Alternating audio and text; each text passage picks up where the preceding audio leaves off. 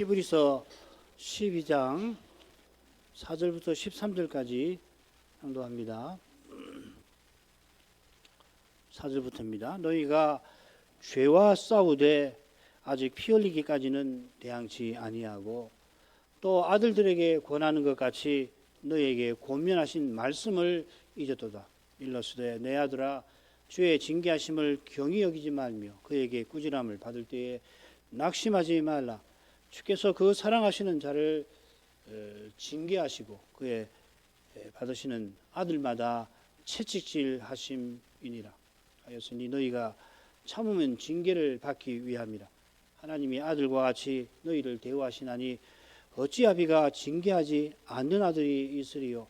징계는 다 받는 것이오늘 너희에게 없으면 사생자요 참아들이 아니니라. 또 우리 육체의 아버지가 우리를 징계하여도 공경하였거든 하물며 모든 영의 아버지께 더욱 복종하여 살려하지 않겠느냐. 저희는 잠시 자기 뜻대로 우리를 징계하였거니와 오직 하나님은 우리의 유익을 위하여 그의 거룩하심에 참여케 하시느니라. 무릇 징계가 당시에는 즐거워 보이지 않고 슬퍼 보이나 후에 그로 말미암아 연단한 자에게는 의의 평강한 열매를 맺나니 그러므로 피곤한 손과 연약한 무릎을 일으켜 세우고 너희 발을 위하여 곧은 길을 만들어 저는 다리로 하여금 어그러지지 않고 고침을 받게 하라.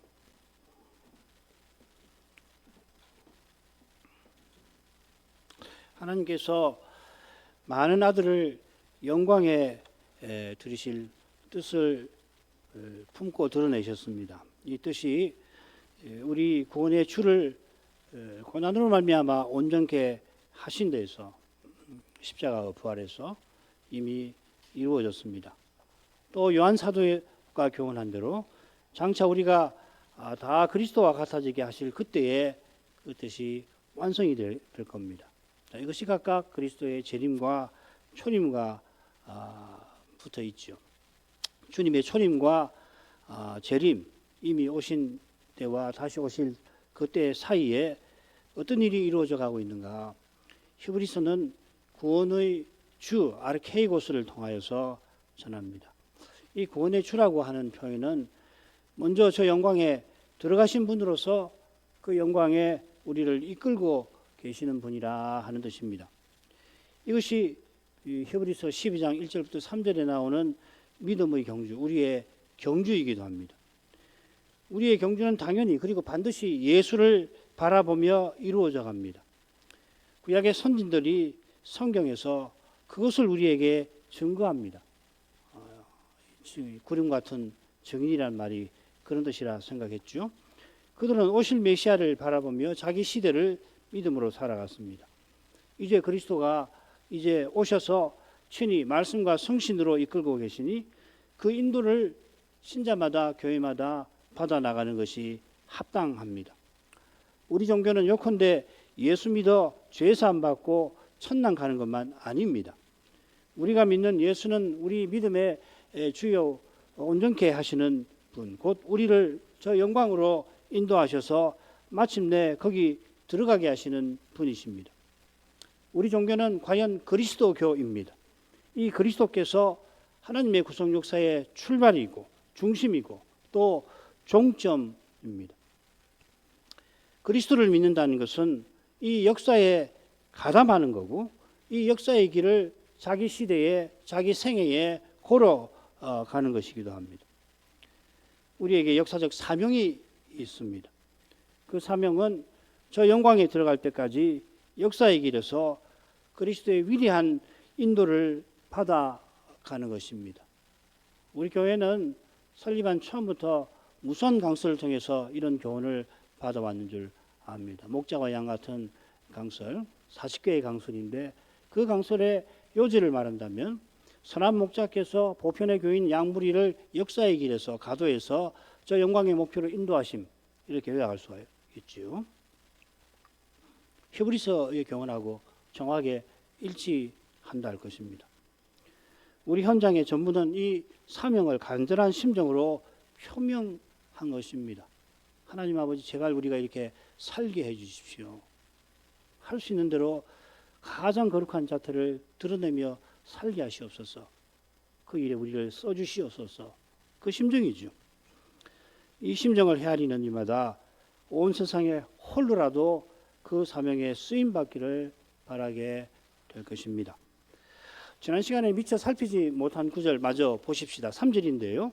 너희가 피곤하여 낙심치 않기 위하여 죄인들의 이같이 자기에게 거역한 일을 참으신 자를 생각하라.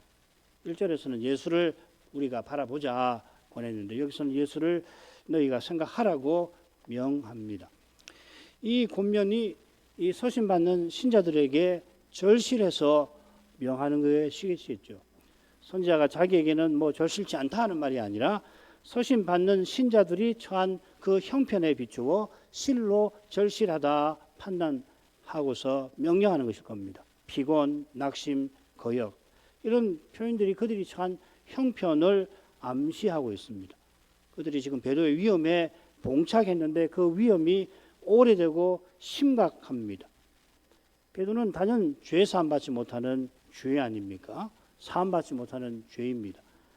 악한 마음을 품고서 그리스도를 부인하고 고의적인 태도로 그분을 대적하는 이 죄를 그냥 놔두고서 구원과 천국은 불가능합니다. 작은 죄 하나라도 이 천국을 허물만한 것이므로 하나님께서 자기 아들을 아끼지 아니하신 것인데 이 사랑을 끝끝내 거부하고서 대적하는 이는 마귀와 그 사자들을 위하여 예비된 불못에 던져질 것입니다. 이런 배도의 도전이 오래도록 서신받는 교회에 있었던 것 같은데 그러니 그 믿음의 길은 피곤하고 연약한 인생은 그 길에서 낙담하게 될 것입니다. 이런 신자들을 위하여 서신 선자는 너희는 생각하라 권한 겁니다. 이 생각하라고 새긴 이 낱말이 우리말로는 뭐 흔한 말인데요. 영어로도 뭐 흔한데 신약 성경 여기만 나옵니다. 이 낱말의 명사도 신약 성경에 한 번 나와요. 어디 나오냐면 우리가 다음번에 로마서 12장을 살필 때 그 믿음의 분수라고 새긴 낱말입니다. 믿음의 분수라고 하는 것은 이 믿음의 표준입니다. 우리가 믿고 고백하는 내용의 표준이라는 뜻입니다. 이 분수라는 표현, 분이라는 말이 그거 관계되는데, 그러니까 신자가 믿음의 길을 갈 때 늘 생각하고 따라야 할 내용을 믿음의 분수라고 하는 거죠. 표준입니다. 그 내용이 요약하면 그리스도이신데 이 그리스도가 바로 교회가 늘 전하고 받을 사도 전성의 핵심. 쉽게 말하면 교회가 예배드릴 때 반드시 항상 이 그리스도를 전해야 하는 겁니다. 여기 생각하라는 권면도 믿음의 길에서 마땅히 줄기차게 살필 그 내용이 무엇인가를 넌지시 가리킵니다. 그러니까 이 생각하라는 말은 2장 1절에 나오는 모든 들은 것을 더 간절히 삼가라 하는 권면과 사실상 같은 거예요. 같을 수밖에 없어요. 모든 권면은 신약 성경의 권면, 구약도 마찬가지인데 하나입니다. 예수를 생각하라. 예수를 믿고 본받으라 그거죠. 사도가 전한 대로 그리스도를 전하고 받는다. 바로 그 고백입니다. 이 고백 위에서만 교회가 거룩하게 존립하고 또 힘있게 전진합니다. 달리 교회를 세우려 한다면 교회는 교회되 그리스도의 교회는 아니게 될 것입니다. 선자는 2절에서 우리 믿는 믿음의 내용과 모범이신 예수님을 전했죠. 이제 예수님을 죄인들의 이같이 자기에게 거역한 일을 참으신 자라고 표현하고 있습니다. 이 짧은 표현에 지금 우리가 다루는 주제가 압축되어 있습니다. 첫째로 선자는 예수님을 참으신 분이라 표현하고 또 강조하죠. 우리 지난 시간에 십자가를 참으셨다 표현한 데서 그 의미를 생각했습니다. 주님께서 십자가를 지실 때까지 인내하시고 십자가에서 끝까지 인내하셨습니다. 실은 하늘에서도 주님께서는 기다리고 계십니다. 인내하십니다. 우리가 주님처럼 되는 그 순간을 간절히 바라며 아버지를 기다리십니다. 그처럼 우리의 구원을 위하여 십자가를 지시기까지 심한 통곡과 눈물로 간구하며 참으셨습니다. 이는 우리가 우리 십자가를 지고 주님을 쫓아가게 하시려고 우리도 심한 통곡과 눈물로 기도하며 죽음에서 능히 건지실 하나님께 호소하며 살아가게 하시려고 그러는 것입니다. 고난 받게 하려 하시는 것입니다. 소신받는 신자들이 도무지 사람으로서 참지 못할 현실을 그러나 주님처럼 능히 참게 하려고 그리하신 거라고 선지자는 지금 교훈하고 있는 것입니다. 모든 성경이 이걸 가르쳐요. 실은 그게 그리스도를 믿는다는 뜻이에요. 이 현실이 어떤 것인지 이같이 거역한 일이라 선자가 표현하고 있는데요. 이 일은 이토록 거역한, 이렇게까지 거역한 것이라고 사실은 표현하고 있습니다. 이 두 낱말, 이러한 거역이라는 말인데요. 이러한 거역. 이게 사실은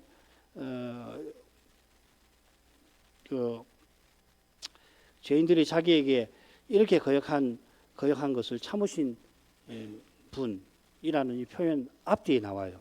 사실은 제가 헬라어 낱말을 차례대로 이렇게 번역을 했는데 말이 안 되죠. 이렇게 해놓으면 이렇게 번역할 수 없으니까 우리말 이해되도록 이 단어들 조합을 한 건데 낱말은 이렇습니다. 구분을 하고서 이런 축축축 거역을 이렇게 했습니다. 요컨대 이렇게 거역한 자들을 주님이 참으셨다. 이렇게 선자가 말하려고 하는 겁니다. 자, 이 거역이라고 번역을 했는데 여기 생각하라고 새긴 그 표현과 같은 단어가 여기 있습니다. 로기조마이라는 말인데, 로기조라는 말, 로기아라는 말인데, 이 생각하라는 낱말에 믿음의 표준을 깊이 살피라는 뜻이 있듯이 이 거역이라고 새긴 낱말에는 하나님 말씀에 반대한다는 뜻이 있습니다. 로기아, 안티로기아, 로기아란 말이 말씀이란 말이거든요. 안티는 거역한다는 말입니다. 그러니까 이런 건 다 번역에 다 담아낼 수가 없어요. 성경은 얼마나 놀라운 책인지 모릅니다. 이런 뜻을 참조하면 죄인들이 이같이 자에게 거역함이라고 하는 것은 공회가 하나님의 말씀 언약을 저버리고 예수를 죽인 일을 가리키는 것 같습니다. 이런 배경에서 사절을 살피만 하죠. 피 흘리기까지.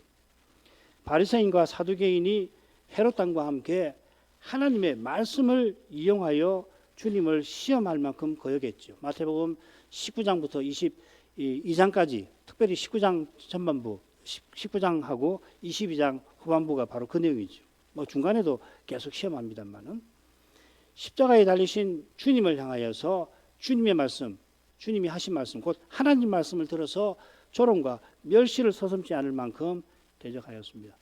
자기를 구원하라. 네가 메시아의 그런 십자가에 내려선 자기가 네가 이 메시아인 것을 증명하라. 뭐 그러지 않았습니까? 그리고 거기서 주님은 실로 큰 고난을 받으셨습니다. 그들의 비방은 하나님을 비방한 것인데 주님께서 이 비방을 참으신 것입니다. 그러니까 이 거역이라는 말의 그 의미는 하나님의 언약을 거부하면서 주님을 대적한 거, 더 나아가서 하나님 말씀을 가지고 주님을 조롱한 거, 그걸 가리키는 것 같아요. 감히 죄인이 하나님을 비방하는데도 지극히 의로우신 하나님 그리스도께서 참아 주셨습니다. 우리가 로마서 15장 3절에서 이 내용을 생각할 겁니다. 오직 죄인을 의롭다 하시는 사랑으로 참으신 겁니다. 그런데 선자는 왜 자기에게 거역한 일이라고 자기에게라는 말을 넣었나? 빼고 한번 읽어보십시오. 지금 뭐 내용이 크게 달라집니까? 크게 달라지지 않을 겁니다. 게다가 이 자기에게라는 말이 표현이 흔치가 않습니다. 이런 걸 비춰보면은 어떤 걸 전하려고 하느냐면 배도하는 사람들이 서신받는 사람들에게 미움과 비난을 쏟아내고 있는데 그게 실은 그들 자신보다 주님에게 퍼붓는 것이라는 것을 암시하고 있는 것 같습니다. 요건데 그들이 주님의 고난을 받는다는 것이죠. 우리가 고난받는 것 자체가 주님 덕분이고 주님 덕분에 고난을 이긴다는 것을 암시하려고 지금 그걸 권하려고 선자가 이런 표현을 미묘하게 쓰는 것입니다. 이것은 이어지는 우리 한글 어순으로 먼저 나오죠. 그 표현과 붙어 있습니다. 너희가 피곤하여 낙심치 않기 위하여. 이 오문에는 끝에 나와요. 근데 이게 목적절이니까 한글 성경은 앞에 나왔습니다. 낙심한다. 둘째 부분에 5절에 나오죠. 이 피곤하다는 말을 사실은 선지자가 강조합니다. 이 피곤하다는 말이 신약 성경에 2번 나오는데 야고보서에서는 병든 자라 이렇게 새겨져 있습니다. 여기서는 피곤한 상태가 맞는데 욥기에 이 낱말이 인상 깊게 쓰입니다. 어떻게 되냐면 내 영혼이 살기에 곤비하니 이렇게 번역이 되어 있는데요.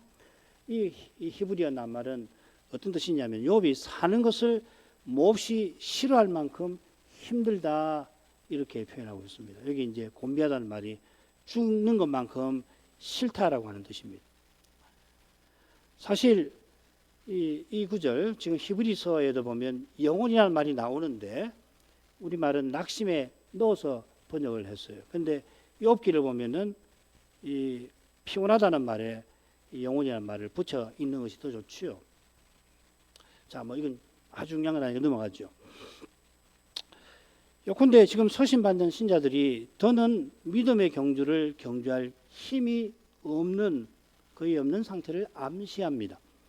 이들은 교회로선 직후부터 핍박을 능히 견뎌냈고 거룩한 사랑을 예루살렘 교회에 드러냈습니다마는 여전히 그 교회를 돕고 있긴 해도 배도의 도전에 지쳐버린 겁니다. 이는 그들이 말씀 듣는 일에 둔한 데서도 짐작됩니다. 오죽 힘들면 그렇게 훌륭한 신자들이 주저앉게 되었겠습니까? 그처럼 배도의 도전을 맞서는 일은 사람이 감내하기 못할 힘겨운 것입니다. 그런 데서 벗어날 길을 선자가 제시하는 것입니다. 이 시대의 강단들에서 이런 말씀이 전파되는 것이 그만큼 중요합니다. 달리는 이 시대의 도전을 견뎌내지를 못합니다. 그 증거가 배도의 시대라고 하는 것을 외면하고서 눈앞의 현실에 매여서 육신으로 행하는 세상 행복을 추구하는 안락한 삶을 영위하고자 하는 것입니다. 육신으로 행하는 것 때문에 배도의 물결이 일어나고 점점 심해지는 것이라면 이런 시대에 육신으로 행하는 것은 얼마나 두려운 일이 되겠습니까? 이런 데서 벗어나는 길은 어디에도 있지 않고 오직 말씀에 있습니다. 말씀을 전하고 받는 예배에서 이 주의 영광, 부활하신 그리스도의 영광을 뵙는 그 밖에 달릴 길이 없는 것입니다. 낙심에 대해서는 조금 더 생각을 하도록 하십시다. 자, 두 번째 4절부터 11절로 가십시다. 선자는 예수를 바라보고 생각하며 믿음의 경주를 끝까지 경주하라 권하면서 피곤하여 낙심하는 현실을 넌지시 가리켰는데 이제 그 현실을 직접 다룹니다. 우리가 셋으로 나눠볼 수 있을 것 같아요. 4절부터 6절까지가 머릿말이 됩니다. 그리고 7절부터 10절은 하나님이 징계하시는 그 근거와 목적이고요. 그 다음에 11절이 맺은 말이 되는데 징계받아 인내하는 교회를 위한 약속, 평강의 열매에 관한 것이죠. 그죠?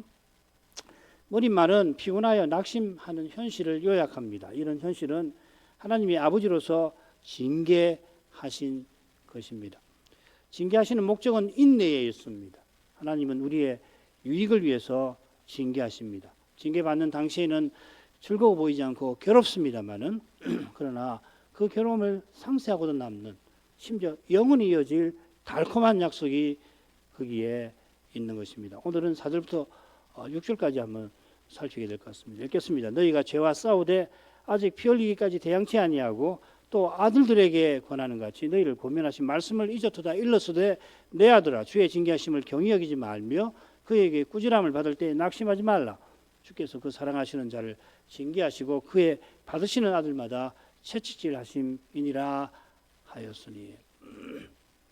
소신받는 이 신자들의 현실을 둘로 요약합니다. 대항치 아니하고 잊었다. 전혀 대항치 않았다는 말은 아니지요. 지금 마땅히 대항할 만큼 대항하고 있는 것은 아니다 하는 겁니다. 그처럼 본면의 말씀을 잊은 상태입니다. 서신받는 교회가 지금 죄와 싸우고 있습니다만 아직 피 흘리기까지는 아닙니다. 아직 피 흘리기까지는 아니라고 하는 점을 강조하고 있습니다. 이 표현은 방금 선자가 예수님에 관해서 전한 그 예수님의 참으심, 십자가를 암시하는 거죠. 주님께서 십자가에서 피 흘리시기까지 참으셨는데 서신받는 신자들은 아직 그런 정도가 아닙니다. 자, 이것은 아직까지는 순교당할 처지가 아님을 가리킬 수도 있고요. 많은 주석가들이 이렇게 해석을 하는데 아울러서 그들이 주님만큼 참고 대항하는 정도까지는 아직 아니라고 가리킬 수도 있습니다. 자, 이것은 죄와 싸운다라고 하는 표현에 암시되어 있습니다. 이 신자들이 배도하는 사람들, 죄인들과 싸우는 게 아니라 죄와 싸우고 있다 합니다. 이 죄가 그들이 경주하는 그 경주를 방해하는 장애가 되는 거죠. 일절 얽매이기 쉬운 죄라고 그랬죠. 죄를 벗어버리고 경주하라 권면한 것처럼 죄와 씨름하느라 경주하지 못하고 있다는 것을 보여주는 것 같습니다. 이 말은 배도하는 사람들처럼 죄의 유혹에 휩쓸렸다 하는 뜻은 아니에요. 그렇지만 죄를 아주 벗어버리지는 못한 겁니다. 방금 그들이 피곤하여 낙심한 상태에 있는 것을 선자도 암시했습니다. 당면한 현실이 너무도 힘겨우니까 거기 주저앉고 싶습니다. 교회로 선 직후부터 모범이 될 만큼 핍박도 견뎌냈습니다마는 그런데 지금 눈앞의 현실은 그 결과치고는 너무도 허망하게 보이는 겁니다.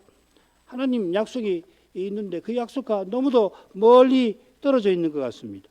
이렇게 힘겹게 믿음으로 살았으니 이제 이만큼 살았으면 거기 걸맞은 형편도 주실 만한데 더 힘겨운 현실이 버티고 있는 겁니다.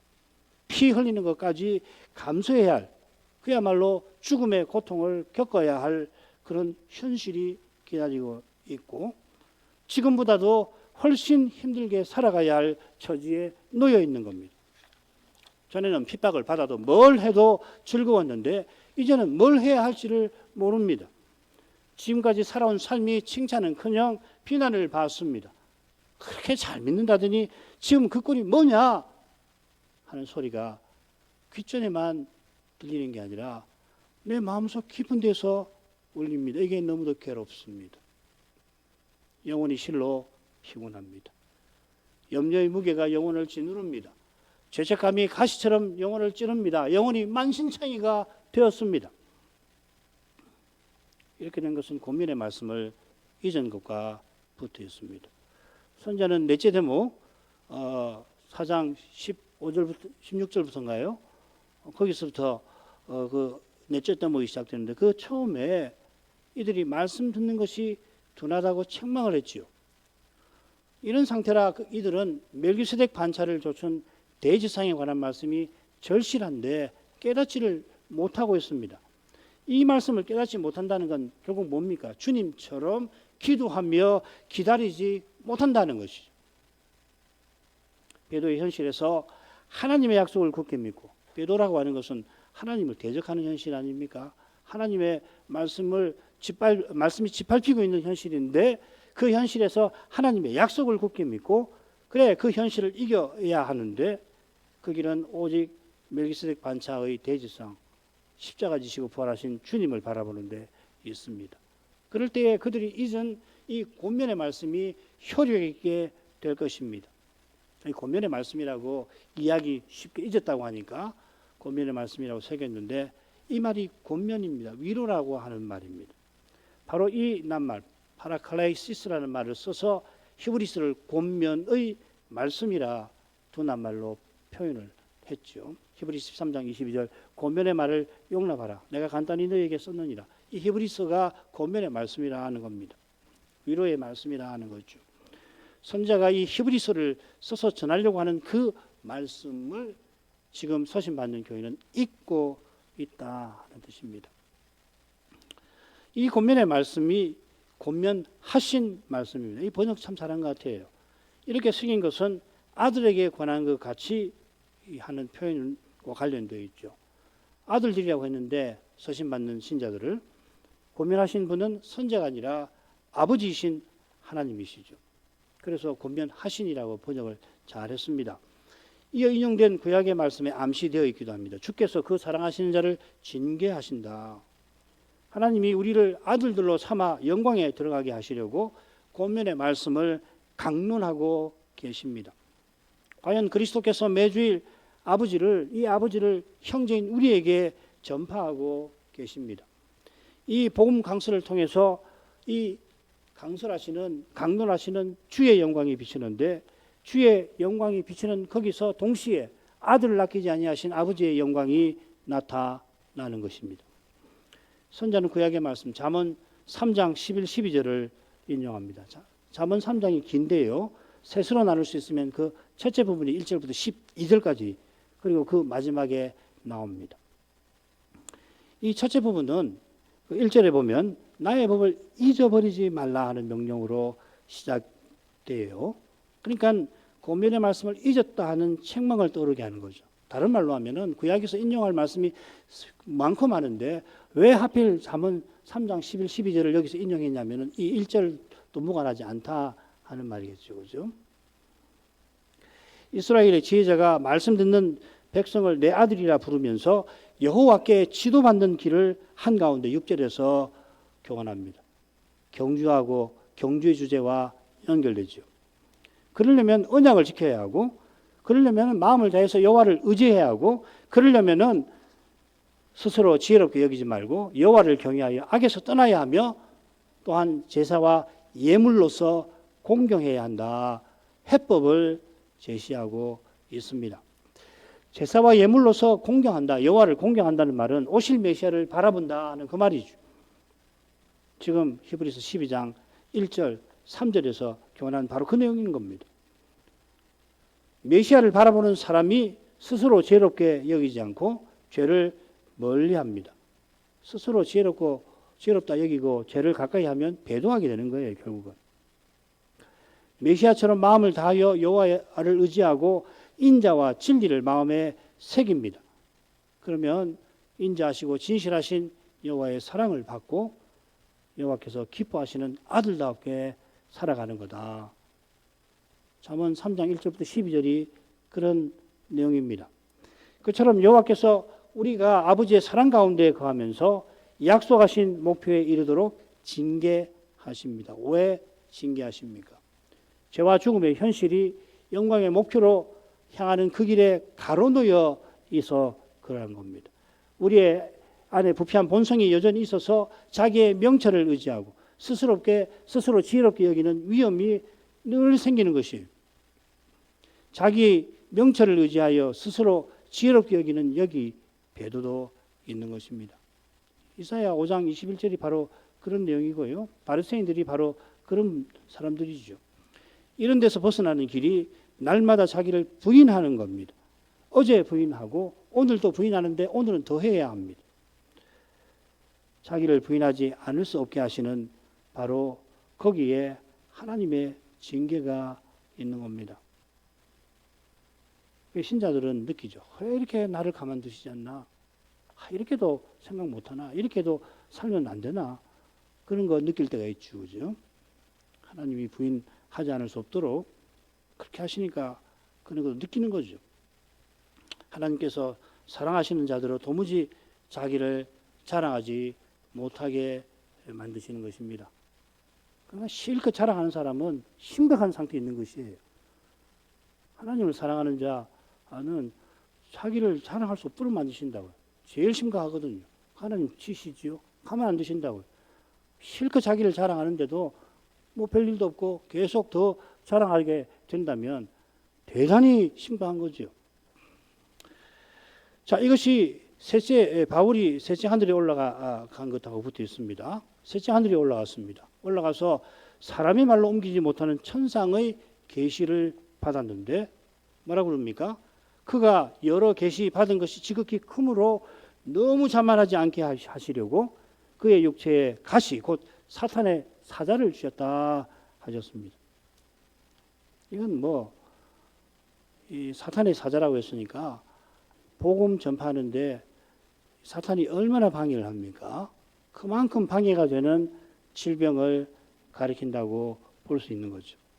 마찬가지로 바울 사도가 사도로서 직무를 감당하게 하려고 온갖 고난을 겪게 하셨습니다.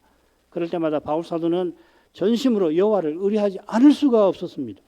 사람의 지혜와 힘으로는 견디지 못할 현실이니 때를 따라 도우시는 하나님의 긍휼과 은혜를 구하지 않을 수가 없었습니다. 한 번은 사도가 복음 전하는 일로 유대인 동족들에게 돌에 맞아 죽은 적도 있었는데, 돌에 맞아 정신이 혼미해지는 그 순간에 바울이 의지할 분은 부활하신 그리스도 외에 계시지 않았습니다.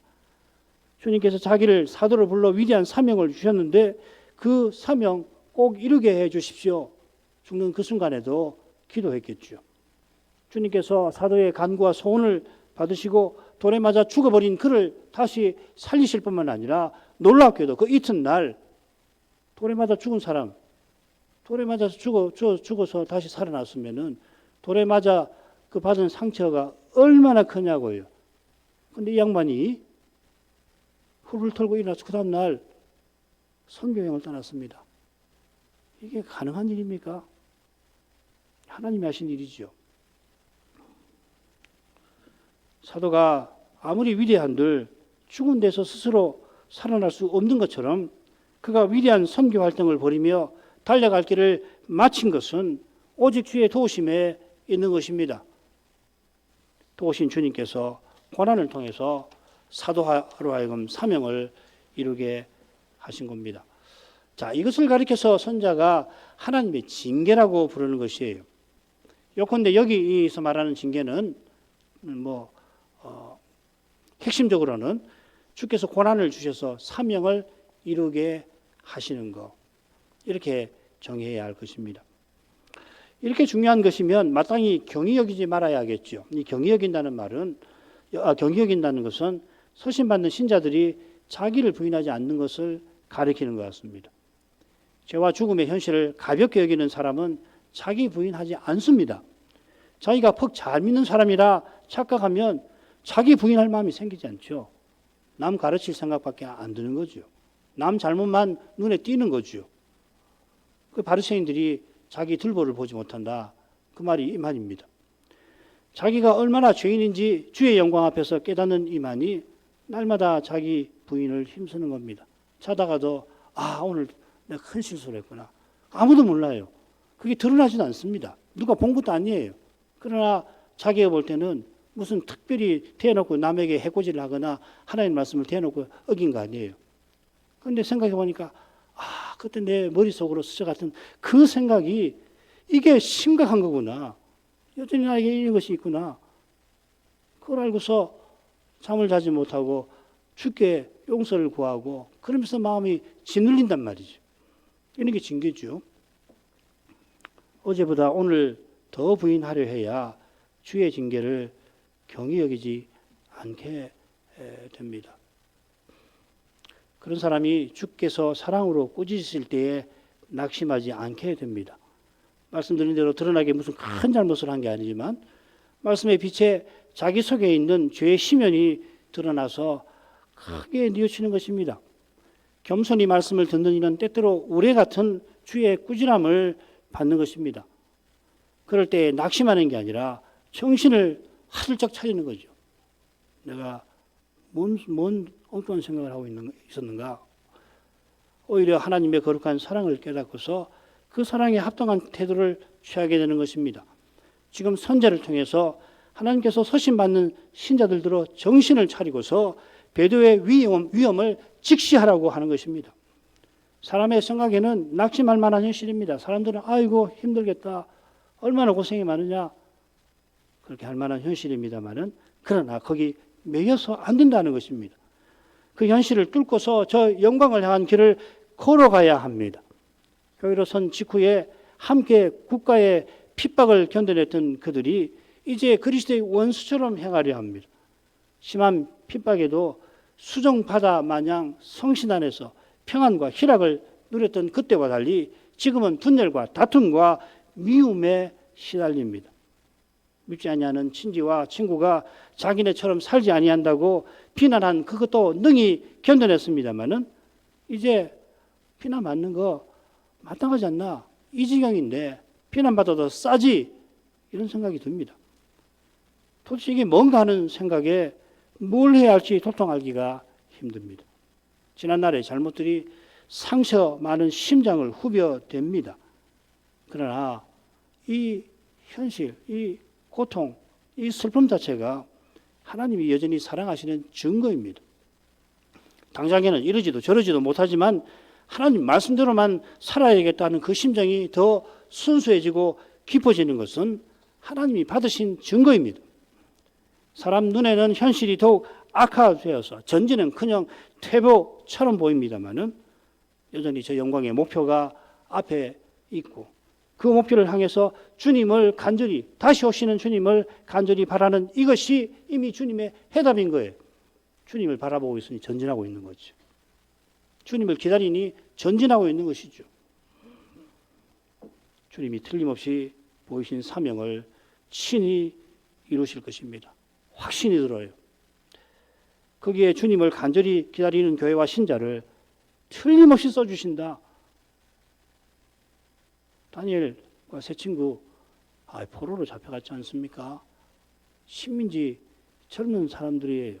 아무 힘없는 사람들입니다. 그 궁정에서 하나님이 그 제국에서 이 약한 사람들을 어떻게 쓰셨는가? 하나님 하시는 거예요. 주님은 틀림없이 이 사명을 친히 이루시고 거기에 자기를 간절히 바라는 자를 어떻게든지 쓰시는 것입니다.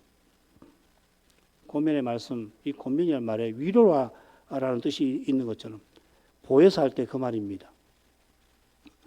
말씀으로 돌아가면 희한하게 소망의 빛이 사라지지는 않습니다.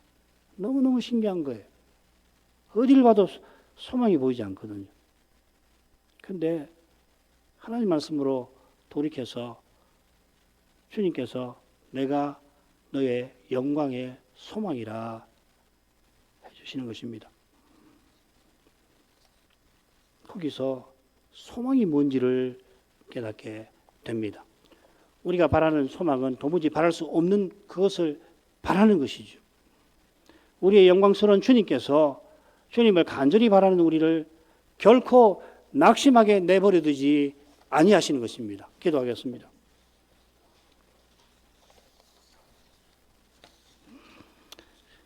거룩하신 아버지, 신약 선지자가 믿음의 경주를 경주하라 원하면서 그리스도를 바라보게 합니다. 그리스도를 바라보는 거기서 이 경주가 무엇인지도 제대로 알고 그 경주를 경주할 수도 있게 됩니다.